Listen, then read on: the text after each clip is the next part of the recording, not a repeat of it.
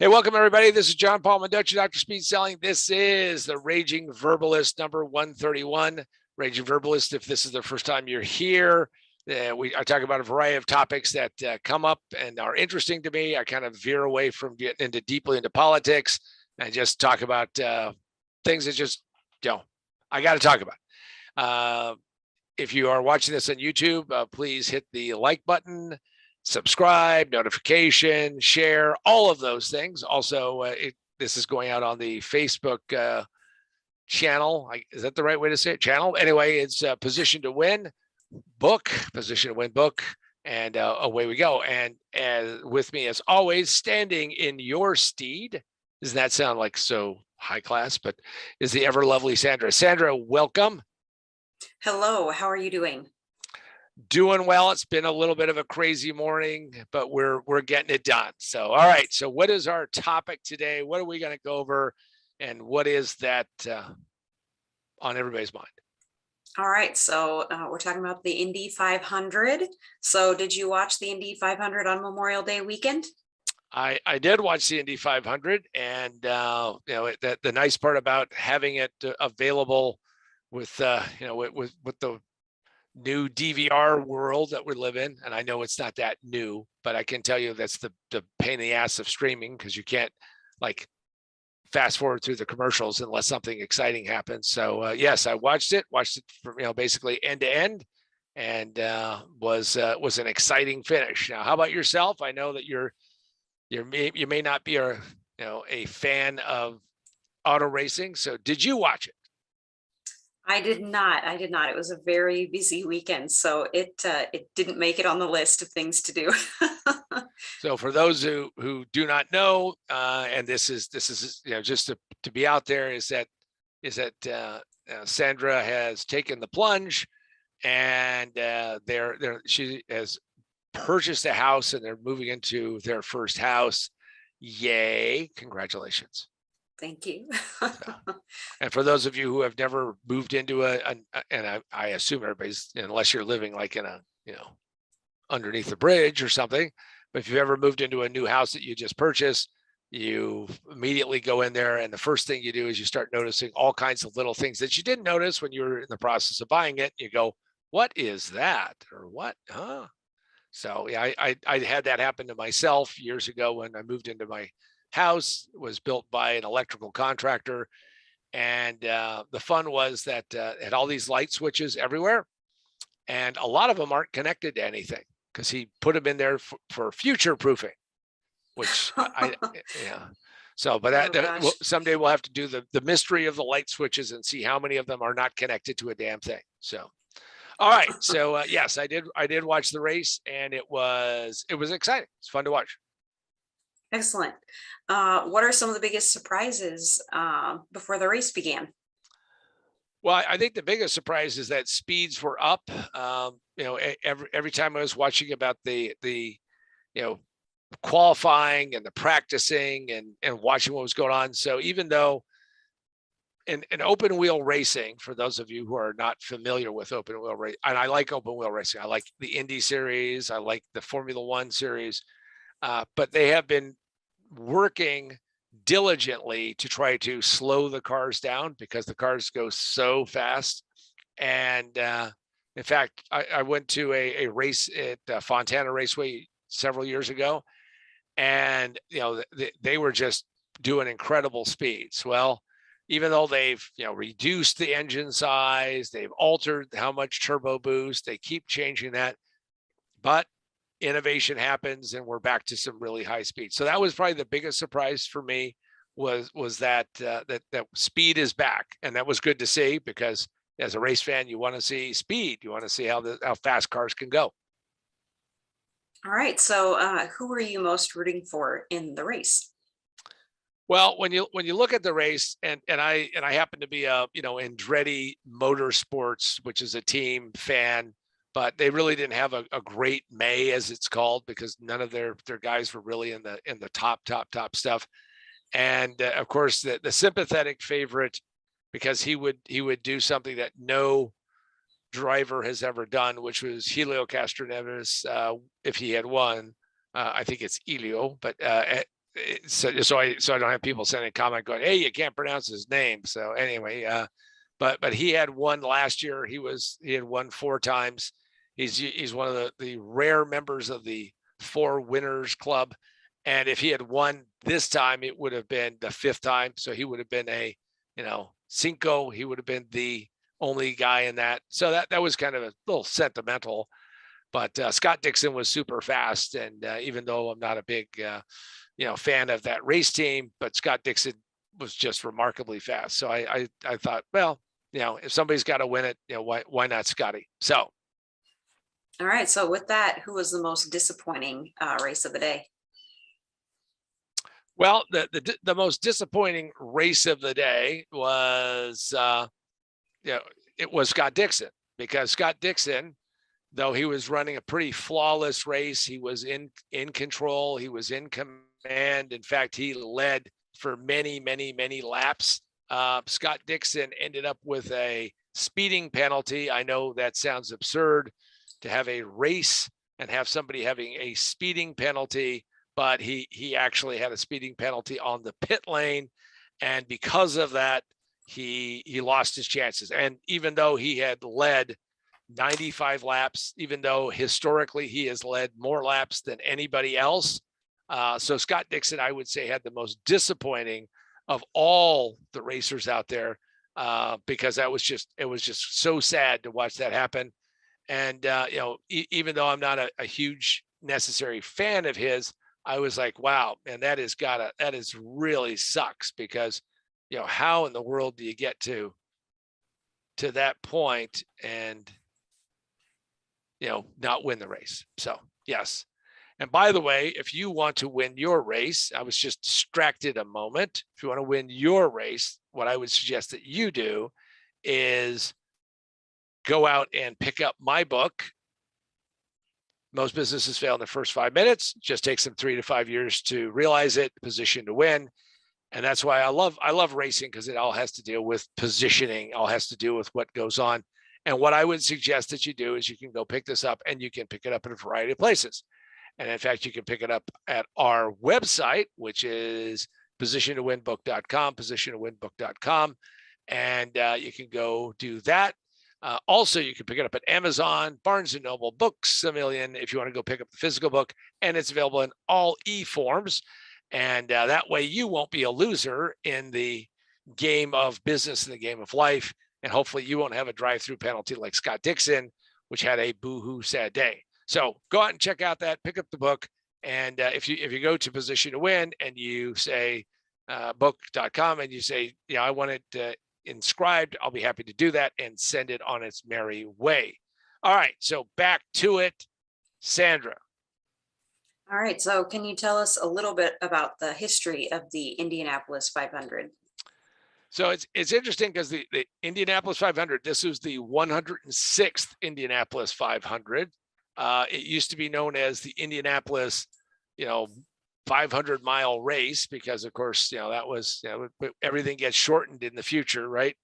And it's been going on for a very long time. It's considered one of the most amazing feats that you can do. First off, it's an oval.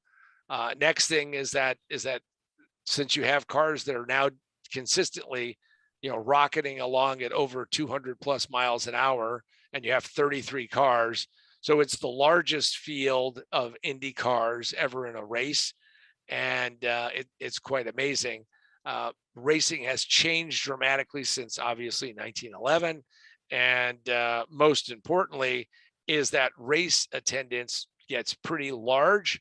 And, it was quite remarkable to see that come back.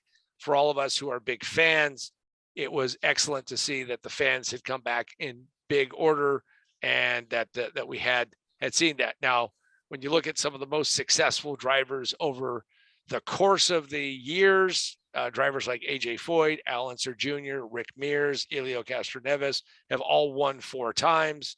And of course, the interesting part about it is that the sport has changed over the years. Money has changed over the years. And in fact, we really has gone from, I think, organizers who weren't quite sure how to kind of hold this together to people who actually know how to promote it. Unfortunately, I think that there's a lot of people who don't know enough about the racing. So that's part of why I want to talk about the Indianapolis 500. If you ever get a chance to go, and I have not figured out a way to do it. Little funny story about my history with it is, so again, used to go listen to the race with my father on Memorial Day. Later on, I listened to, a little radio that I would carry around as my mother and sister dragged me around for Memorial Day sales. And then later we would watch the race on tape delay because they wouldn't show the race because I don't know why, but they showed it on tape delay. So I used to watch the race, and then eventually it was shown live. Now, one of the things that I did was I got so excited having watched the race that I said to myself, I don't know, I must have been 9, 10 years old. I was young. Anyway, I figured out that TWA, the airline, Trans World Airlines, gone, flew from Denver to Indianapolis. And in those days, no, there was no internet. I know this is the dark ages. We were just hanging out in our cave and everything. And I said, all right. And I was a phone person even then, because those of you who know me, I talk a lot on the phone. And I called TWA and I got the price to fly from Denver to Indianapolis, and wrote this down and built a little presentation for my father and said, listen, I know that you're not that big a racing fan, but I am. So what I'd like to do is try to figure out how to save my money so I can fly to Indianapolis, at which time he had to explain to me at my age that I would probably not be traveling alone and going to the race. But I still remember that it was, I think it was $347 round trip. And it was, of course, that was a huge amount of money. My father thought there's something wrong with this kid, and maybe he was right. But anyway, that was my, so that's how I think it has, the history and my own history with it, which is I've always been excited and interested in the race. All right. Were there any major crashes or incidents? So luckily, and the race has been marred over the years. And in fact, at one point in time, there was like a whole series of people killed at the track, which is really, really bad. But this time, no, there were no major incidents. There weren't like multi-car crashes. If you get a chance to go check out some of the video and watch these in-car cameras, which is really cool.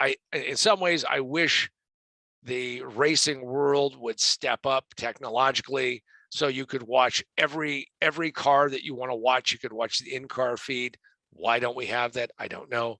But it's amazing to watch. Like, it's somebody driving at 230 miles an hour comes up on a crash, and they don't have a lot of time to react. And just to watch, first off, their ability to maintain their cool and calm, react and not plow into somebody is a great thing. So there were no major incidents or accidents before or during the race, but before the race, Connor Daly destroyed his car in an epic crash. Now, a few years ago, even though it's open wheel racing, it's supposed to be an open cockpit, they've now put this like halo and a windscreen on it. And they did it for driver safety, and it absolutely saves his life. So go check out that video of Connor Daly's crash, because that was a practice session. That was just an amazing crash that he survived. So who won? So a guy from only the second Swede in history, Ronnie Peterson was the first. Marcus Ericsson won the race and was one happy guy, 31 years old. And, they kept showing, his fiance was kind of, getting nervous. Indy does something they didn't do before, because, it is a show. It's a race, but it's a show. So they red flagged the race, which means they stopped the race or paused the race while they cleared an accident. And that way the last 2 laps would be run under green. And he had the potential of not winning the race. So think about it. You've been driving all day. It's 200 laps to get to 500 miles. And then they stop the race. I mean, I don't know how you keep your head about you and the adrenaline going and all that. But he beat Pato O'Ward and Tony Kanaan, and amazing how that happened. And, congratulations to him. Again, there's so much difference between what the winner gets paid versus the second and third and fourth and et cetera. But yeah, so Marcus Ericsson won, and hopefully this means he'll have a better racing career. All right, so what business lessons can we learn from how the Indianapolis 500 has evolved and how it's run today?